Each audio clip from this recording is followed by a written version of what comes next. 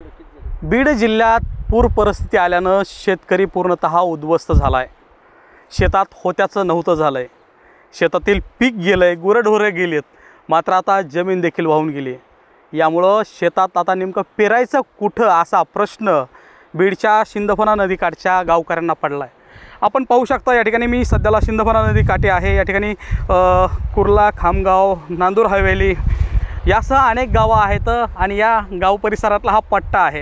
आपण पाहता या ठिकाणी बंधारा आहे आणि बंधाऱ्याला पाणी जे आहे ते पाणी मावलं नाही आणि ते पूर्णतः नदीनं पात्र बदललं आणि पूर्ण नदी शेतामध्ये आली। या ठिकाणी शेतामधील पीक जे आहे ते पीक आपण पाहिलं की अनेक ठिकाणचं वाहून गेले, मात्र या गावातील शेतकऱ्यांची जमीन देखील वाहून गेली आहे। यामुळं आता जो दसरा आहे, दिवाळी आहे, या दसरा दिवाळी नेमकी कशी साजरी करायची, त्याचबरोबर महत्त्वाचं म्हणजे मुलांचं शिक्षण असेल, आईवडिलांचं हॉस्पिटल असेल, नेमकं कसं करायचं असा प्रश्न आहे।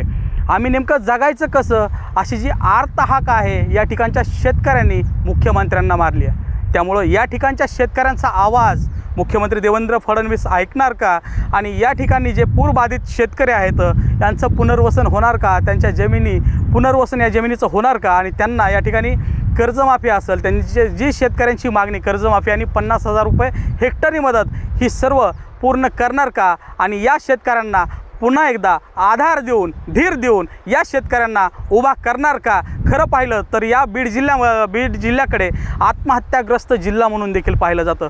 शेतकऱ्यांच्या सर्वाधिक आत्महत्या याच बीड जिल्ह्यात होतात आणि त्यामुळं या ठिकाणच्या आता जे शेतकरी आहेत त्यांना खरंच या ठिकाणचं सरकार आधार देणार का आणि पुन्हा उभा करणार का हेच पाहणं महत्त्वाचं ठरणार आहे।